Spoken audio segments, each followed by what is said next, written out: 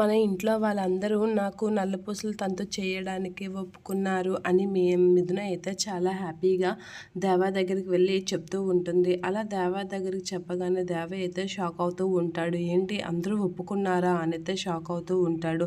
అలా షాక్ అయ్యి అందరూ ఒప్పుకున్నా నేను ఒప్పుకోను అని చెప్పేసి దేవా అంటూ ఉంటాడు.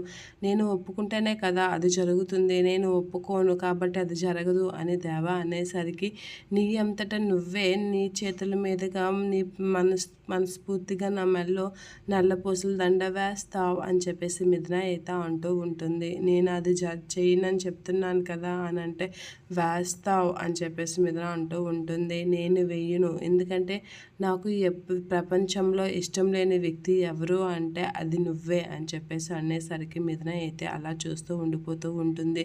నల్లపూసల తంతు అనేది నేను నీ మెడలో వెయ్యాలి అంటే నేను నిన్ను మనస్ఫూర్తిగా ప్రేమించాలి, అది జరగని పని.